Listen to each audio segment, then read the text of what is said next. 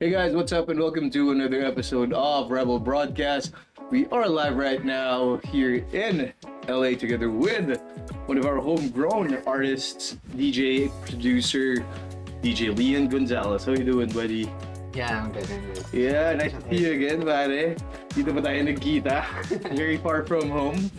But yeah, so the usual, right? So we're gonna be putting our friends, our artists who we've collaborated in the past on the spotlight, and we're gonna get to interview them and find out, what they're up to, how's the brand doing, what's it like, and yeah, just keeping up to speed with what's happening on their sides of the world. So, Lian, we prepared a couple of questions for you, but yeah, we'll just be going through it. So. Yeah, Leon, why don't you tell us a story of how you got started in the music industry or in DJing and in nightlife? And what's that story? Yeah, for DJing, I started 2017. Mm-hmm. I was in Beat Project Manila. Yeah. Shoutouts to BPM. Yeah. Doon ako natuto mag-DJ. Yeah. And then, after that, yeah, I've been into DJing since then, 2017. And then, for producing, ang nag-mentor sa akin is si Mark Nicosha. Talaga? Yeah. Nice. Shoutout Mark Nicota. Shoutout also Mark Marisigan and Travis Mansod from BPM. And yeah, shoutout to you guys. You started producing Lian around the same time or how No. Lately lang. Like, one year ago. 1 year ago, Yung, okay. I have You probably tried dabbling into producing way back then. parang You didn't I pursue do it yet. edits and like Yeah. mashups before. Pero yung into producing, You talagang remix mo, you break it down. your own Yung instruments. your own music Yeah. talaga. Parang last year lang. Yeah, so parang you'd consider yourself to be a DJ producer. Kasi there's also the producer DJ who started production first. Like me, started music production before I got into DJing. So, like for you, like what were the challenges of, kunyari, like you started as a DJ and then you had to learn how to produce, and what's that story there? Why did you decide to do that as well? One thing is, kasi before, nag-start ako sa Philippines, open format. Yeah. And then, pero, syempre, mas gusto ko talaga EDM. Yeah. Yeah. And then, after that, sa Philippines din naman, like, you can say na, wala masyadong, yung scene ng EDM, hindi ganun kalaki. Yeah, that's true. Like, mostly open format. Yeah. Venues. Yeah. Everywhere. So, you have to play open format talaga. So, yun. And then, lately yun.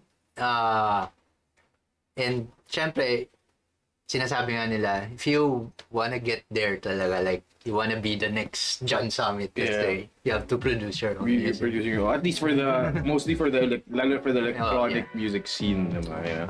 It's a thing. Yeah, that makes sense. Because at least for me, how I kind of observe a lot of artists nowadays is, it's either they try to make their own remixes, their own edits, their own bootlegs, and then they use that into their sets. Ganun din ako nagsimula. Like, before, magawa lang ako mga edits, bootleg. Yeah. And ngayon, nagpo-produce na ako ng mga originals. Yeah, because what I noticed is, like, let's say if you're doing hip-hop, right? Like, if you do a transition in the middle of your set, that's mind-blowing. It's like, you get a reaction from the crowd. But in EDM, I think it's a bit more complex than that to do transitions and surprise remixes, like, on the fly, unless you're maybe also trained in hip-hop or in scratching one of your beats. More flexible. Yeah, There's an advantage. Advantage rin for me, like, I started as an open format DJ. Yeah. Comparing to, like, if I started as With an EDM, kasi I four on the floor. Yeah, that's true. Parang, I can play everything. That's true. Parang I can crowd read. Yeah. No, that's a big thing. Ako din, parang when I started as an EDM DJ. I started with house, right? But then I was playing mostly EDM 99% of the songs in my sets were EDM for at least the first few years. Then I started getting booked for gigs where I had to play open format and learn to play hip hop and R&B. After I got through that phase of learning how to, crowd read, even just with the flow of the sets and even just basic beat matching and fast transitions, when I go back to electronic music, dude, it's like a walk in the park. Yeah. Like, what the hell is this? It's so easy, right? Imagine like you're mixing kicks and snares that don't necessarily fall on the same beat. Yeah. And then you go to four on the floor, then just everything else magic. But yeah, I mean, going back to remixes and mashups, I think that's a very powerful tool also for music producers, even if you're not a producer by trade, right? Just having your own edits, having your own, like your own ideas that you can like premeditate and just mess with while you're in the studio, while you're at one, and then bringing that to a live stage or bringing that to the club or to the bar and dropping that in front of the crowd. They've never heard, they've never been able to hear those songs. Yeah. Unless you post the teasers on your social media platforms, like what you do now. Yeah. Right. So now I guess there's also more of that like creativity now, in especially back at home, where artists, DJs, electronic music producers kind of have to keep up. Yeah. Right. Because I mean, normally we just like download a lot of our songs on record pools like DJ City, like Heavy Hitters and all of that stuff, right? So now even the DJs are also contributing to those record pools as well. One of the more notable Filipino or homegrown artists and remix artists that appear usually a lot on a lot of record pools is Carlo Atendido, I think, right? Yeah. Like And X Factor. X Factor as well, also Funk Abbey back in the day. But yeah, definitely the scene's changing. And for you moving here to LA, how's that been for you? Like, what did you notice? What are the big differences between the electronic scene back home and here? Yeah, what I've said a while ago, it's not that big. Yeah. Comparing here, not just in electronic music, but in music itself, there's like a community for everything. Yeah, that's what Mecca said as well. Yeah. Like there's a community for open format, there's a community for hip hop, there's a community for EDM scene. Yeah. And others, for example, bands or whatever. Yeah. Yeah, it also it definitely like the playing field feels a lot bigger. Like compared to back home, like it's more of like there's like the industry moves as one, right? So if it's EDM or electronic music season, everyone goes to the club and listens to EDM. But then if it's hip hop, same way, and so on and so forth. Maybe here's a follow-up question. So what's your favorite part about DJing here in LA? One of my favorite parts is you can be yourself. You can play whatever you want.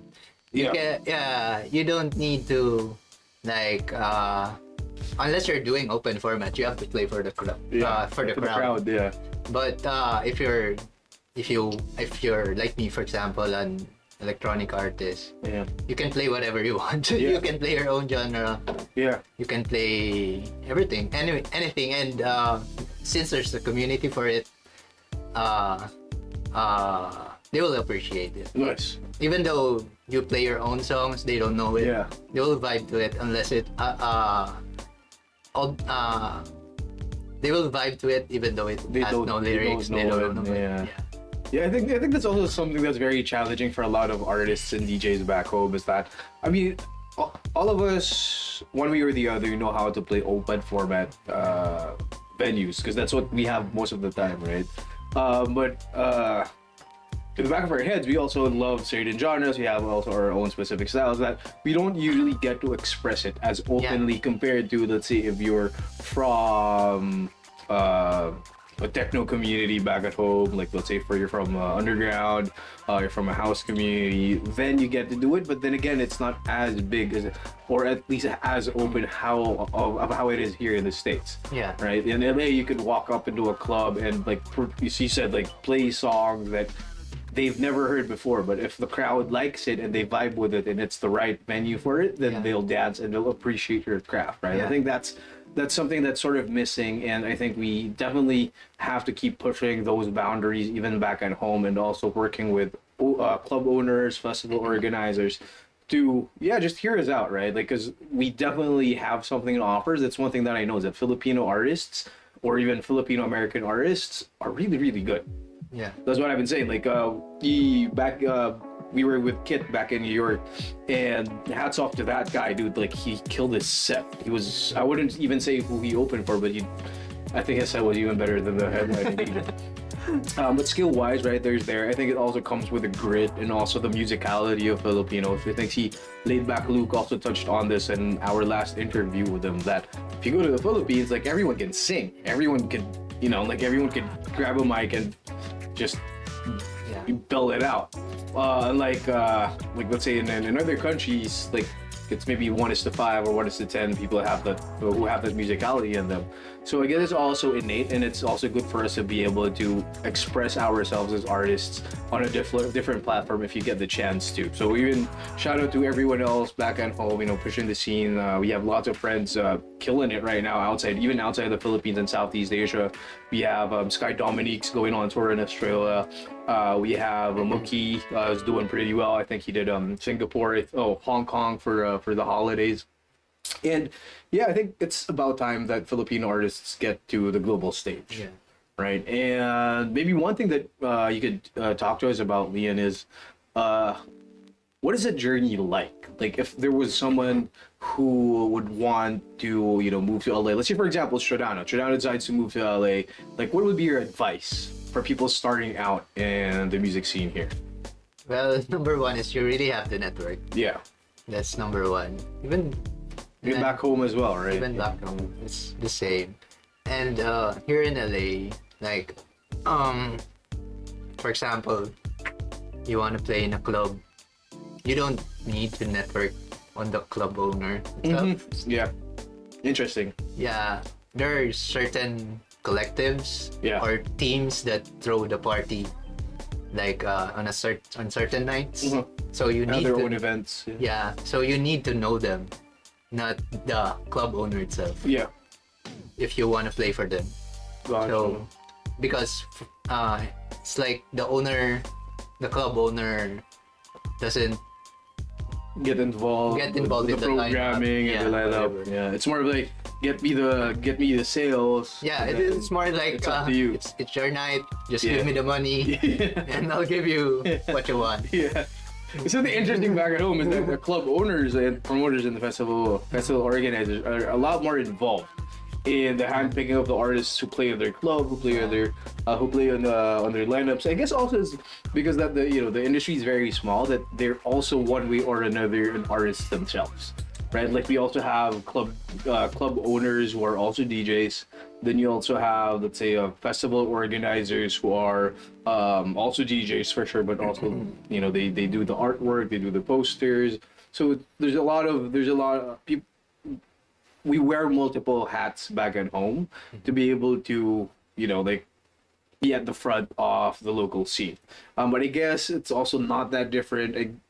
Would you say that having multiple skill sets help you get more noticed here in LA, like being a producer and a DJ at the same time, and maybe also being doing photos and shit, videos? Yeah, for sure. Kasi parang it's like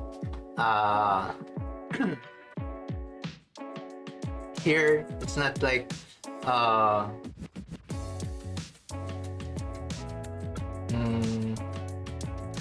you just need to you just know how, even though you're like a super duper like famous DJ? No, I mean super duper talented DJ or producer. If you don't put out content, gotcha. If you don't network yourself, you're staying at home just producing your stuff. It's not. Nothing's gonna happen. Like, I agree, man. Like, the game's definitely changing. Yeah. Like, the game's definitely changing. Like, I think one artist back at home who does this really well is Ron Poe. Yeah. So because like the level of consistency that Ron has with the amount of content he puts out, right? The daily vlogs that he has with he does his jogging or his tattoo artist Yeah. and stuff. Yeah. That's one thing also. Like people like that here. Like if you want to put out a content, don't. Don't put out like just DJ content. Interesting. You can also show yourself. Like for me, like if I like streetwear, I can put out content because people want to like get to know to know you more as an artist. Yeah. as an artist, not just a DJ. Yeah. What is like your life outside of DJ? Something like that. Dude, that's super. And then I think that's one super helpful. And it's also super interesting for me at least because I don't think we have that back at home. Yeah. Right? Like mostly it's who has the nicest after movie. Like that's what the content back at home is. Like there's, as I said, there's only a few people doing it where, you know, they really try to connect with a community who they think is watching them. And going back to how LA is more of collective based, like the way you get your gigs, the way you get your shows, like that of festivals and events that are being put out depends on the collectives. So I guess it also makes more sense that artists have to connect with a group of people. It's more community driven. Yeah. And I think that's very important as well, especially for upcoming artists, upcoming groups and collectives and organizers, is that having a solid core community that will support you and will trust you with whoever you put on the lineup, and they know it's going to be a good event. And let's say, for example, if it's the Block Productions, or let's say if it's Chance Little Dawn or whatnot, or Unknown, like it'd be like, oh yeah, like they're gonna have good DJs. Like I don't know the guys on the lineup, but they're gonna have good DJs. But also at the same time, it's also the artist's responsibility to make sure that you reach out and introduce yourself, like one with a really good set, but also to having content that people can relate to. So I hope you get to see more of that. And what's next for you, Ian? Like any upcoming stuff, any other project that we should be looking out for anytime soon? Right now, I'm having a collab with an artist here Nice. in LA. Yes. He's a Filipino too. He's a rapper actually. Oh shit, nice. Damn. So we're trying to put up a track or like maybe an EP. Yeah. That's like so mainly I produce drum and bass. So it's like I'm producing it drum and bass and he raps in Filipino. Let's go. Oh shit, damn, I have to remix that stuff, man. It's gonna be good. Yeah, something like that. Awesome. So, but yeah, man.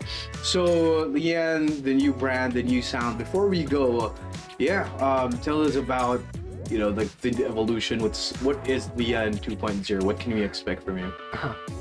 Well, more of like, since I'm here, like more on, I will focus more on my original music and then my own genre, and then to collab on more artists. More artists. Yep. Get more songs to get out. Yeah, let's do it. And we definitely will be seeing a lot of Leanne's content and tracks coming out as well, and we hope to get to release some sort of other tracks because Midnight Rebels, or we're going to be going live with our record label pretty soon. And watch out, this is Manila House EP. We might be seeing Leanne on there. So guys, once again, this is Rebel Broadcast. We'll be seeing you soon. Peace out.